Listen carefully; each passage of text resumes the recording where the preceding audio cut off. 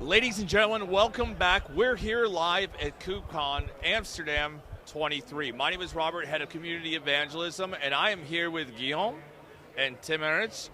And Guillaume, you work for Orange, right? Yeah, so I am from Orange, and I am the program manager of the telco cloud for Orange.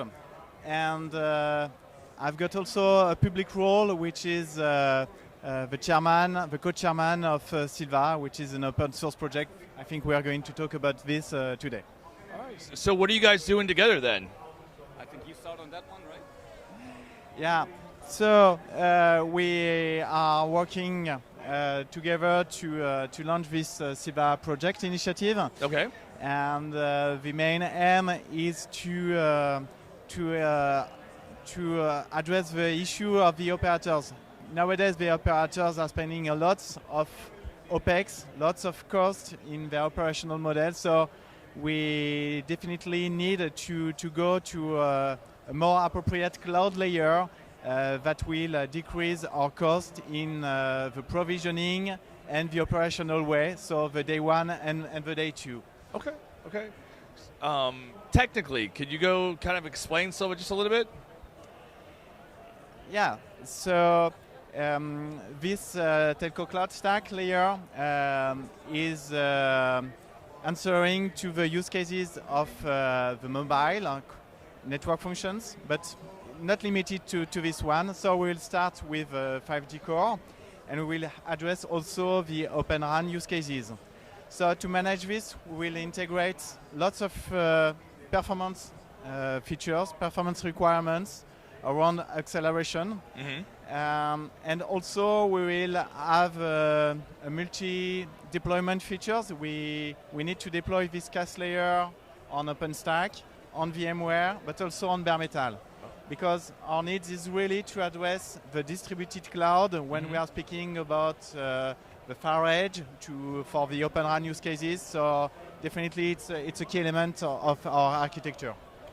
And I think that last aspect is particularly important because many other projects usually only look at what I usually call the runtime component, like how do I set up a Kubernetes cluster correctly so that I can support the application, but they don't answer the question of how do I actually make sure that I can deploy such a cluster in an identical way, in an automated way, and how do I make sure that I can actually not only deploy one of them, but like maybe 2,000 or 3,000 of them in an automated way, because that is the actual problem an operator needs to solve. The runtime environment needs to be correct, but then you also need the manageability of those environments, and that is, Silva does both those things. So, if I may ask, how mature is Silva? Yeah, so the project has been launched at the end of the year at the Linux Foundation Europe. Oh, wow. Yeah, in November, and we released the code in February. And in April, we released the first version. The first tagged version is the v0.1. So we will support CAS on OpenStack and vSphere. And in June, we will add the capabilities to deploy on bare metal and acceleration features with the v0.2. So we are going very fast. Yeah. And we are very oriented on the code. So this is good. Okay, so how... If I may chime in. Oh yeah, sure. Another important thing to know about Silva is that the development that happens in Silva right now is mostly on the deployment framework. So how do we actually create those clusters? And there are a number of components integrated into Silva, such as RKE2, Rancher, Cluster API, which are not developed within Silva. They are basically open source components from the ecosystem, and they are very battle proven already. So they have a much longer history than the Silva project itself has. So we also have a significantly higher degree of maturity. Oh, wow. So as far as the runtime component of Silva is concerned, I think we are more or less production ready already. The only thing that Silva still needs to fully mature is how do we actually deploy and manage those clusters. That's where the majority of the development effort goes right now. So how can network function vendors integrate with Silva? Yeah, so developing the stack is one aspect of Silva, but without any network functions, we will miss the objective. So Yeah, we have a dedicated work group within Silva to validate the network functions on the stack. So Telefonica is leading this work group, and it's a really important objective to onboard the vendors, the network functions on the stack. And I mean, the validation center is using technologies and testing frameworks that have been developed in a couple of previous initiatives that led up to the Silva project. There is the ANUCAT initiative, which itself goes back to OPNFV. And then we also have, like, for example, the CNF testing initiative. So we're using all these testing frameworks to make sure the CNFs are behaving correctly, and that once they get deployed on Silva, they basically do what they do and they have everything they need from the runtime environment. That's awesome. So how is Orange using Silva?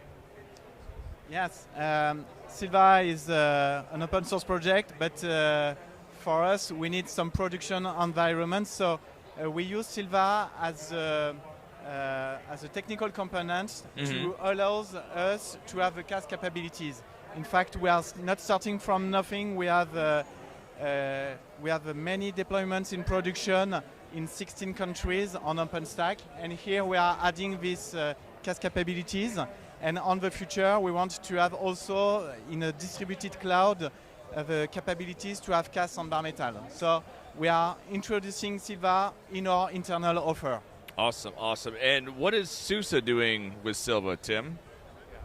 So Silva has several working groups, in total 6 working groups. We're active in basically half of them. Okay. Working group 1 is where the stack development actually happens. That's where our engineers spend most of their time, helping our colleagues at Orange and Telefonica and Telecom Italia and also the others to integrate the SUSE technology components into the stack. We are in working group 2 as well, which is the validation center. So there we're collaborating with Telefonica and Nokia on onboarding their first application onto the Silva stack and certifying it. Okay. And then there is a third working group that is very important to myself personally, which is the sustainability working group, where we are talking about how can a project like Silva support telco operators in their efforts to go carbon neutral, to control their energy consumption, and to get the visibility they need in order to make that happen. So that's where I personally spend a lot of time, and I'm very grateful for the good collaboration we have with our colleagues in Working Group 1 and Mathieu as the leader of that working group, because we need them to give us the infrastructure to actually drive the sustainability effort. So that is a very interesting project. It is a lot of great things I'm hearing today. Guillaume, Tim, thank you very much, and we'll see the rest of you guys in the community.